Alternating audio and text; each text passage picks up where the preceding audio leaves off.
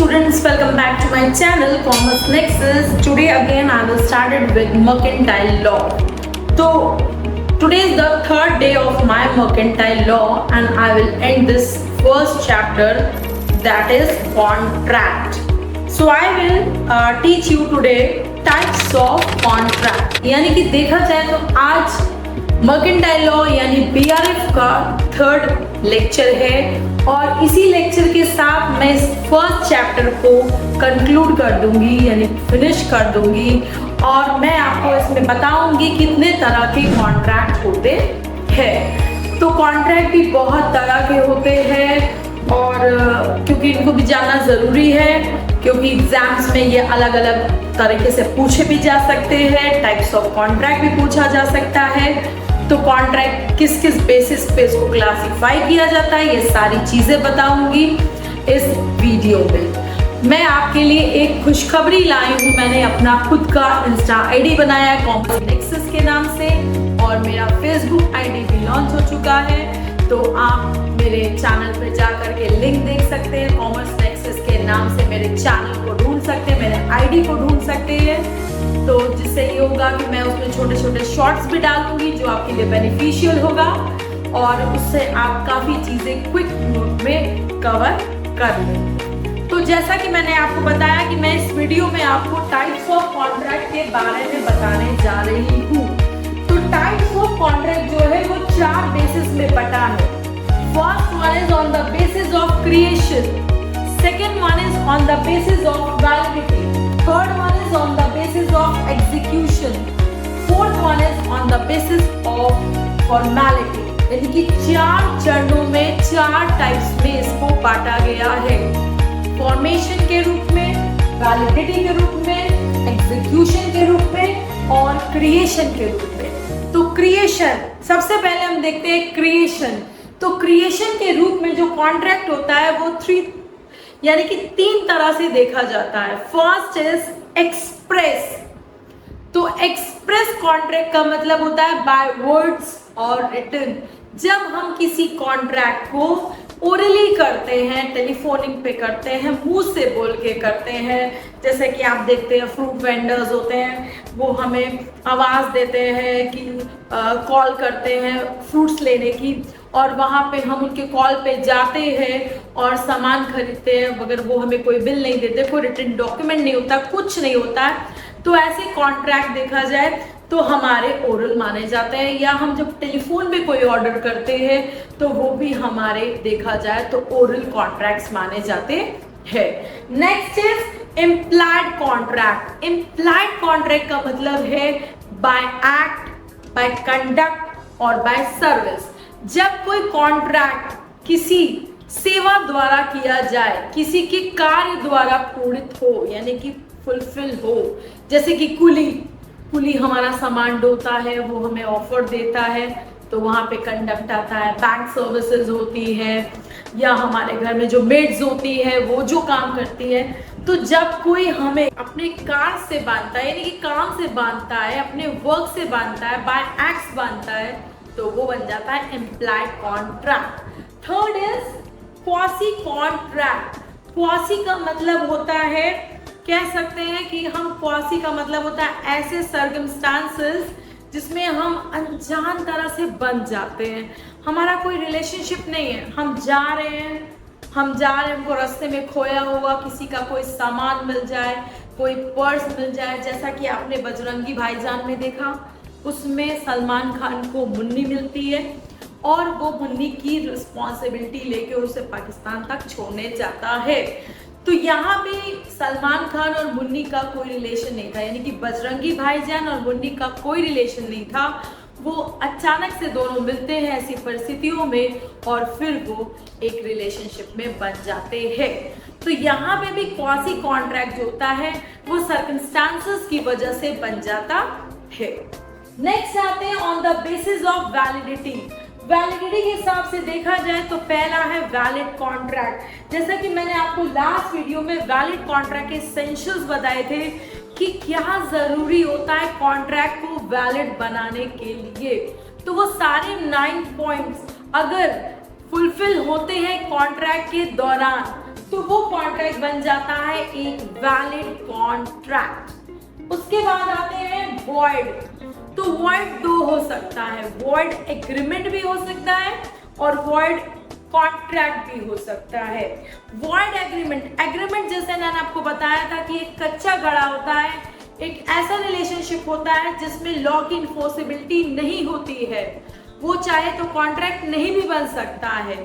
तो void agreement ऐसे agreements होते हैं जो void ab initio, it means they are void from initially, यानी कि इनिशियली दे आर वॉइड, वो बन ही नहीं सकते। जैसे वेजरिंग एग्रीमेंट्स, माइनर के साथ किया गया कोई भी एग्रीमेंट्स, इस तरह के एग्रीमेंट जो होते हैं वो वॉइड कहलाते हैं। जब मैं आगे के वीडियोस बनाऊंगी तो वॉइड एग्रीमेंट का एक चैप्टर पर्टिकुलर मैं उसमें आपको बताऊंगी कि कौन कौन से एग्रीमेंट्स हैं जो इनिशियली वॉइड माने जाते हैं। तो जब एग्रीमेंट ही वॉइड है तो वो तो कभी भी कॉन्ट्रैक्ट नहीं बन पाएगा। Is that clear? तो कभी भी हमको ये मान के चलना है कि जब घड़ा ही, कच्चे घड़े में ही छेद है तो वो तो कभी भी पक नहीं सकता है, अगर उसको पका भी देंगे तो वो फूट जाएगा। इसी तरह से वॉइड एग्रीमेंट कभी भी कॉन्ट्रैक्ट नहीं बन सकता है। Next is void contract. Void agreement का सेक्शन है सेक्शन 2G और वॉइड कॉन्ट्रैक्ट का सेक्शन है सेक्शन 2J। तो वॉइड कॉन्ट्रैक्ट कह सकते हैं कि हाँ एग्रीमेंट से कॉन्ट्रैक्ट बना लेकिन कुछ परिस्थितियों में वो वॉइड हो गया। कभी कभी ऐसी भी परिस्थितियां आ जाती है जैसे इम्पॉसिबिलिटी हो जाए, कोई डेथ हो जाए, तो कुछ ऐसी परिस्थितियां, सर्कमस्टांसेस होते हैं जब कॉन्ट्रैक्ट बनने के बाद भी वो चीजें, यानी कि जब हमारा लॉ प्रतिबंधित कर दे, यानी कि लॉ किसी चीज पे रोक लगा दे, किसी की डेथ हो जाए, कोई इंसेन हो जाए और कोई व्यक्ति इंसॉल्वेंट हो जाए, तो इस तरह के कॉन्ट्रैक्ट जो होते हैं वो वॉइड बन जाते हैं। वो कॉन्ट्रैक्ट तो बने लेकिन आगे वो नहीं चल पाते हैं।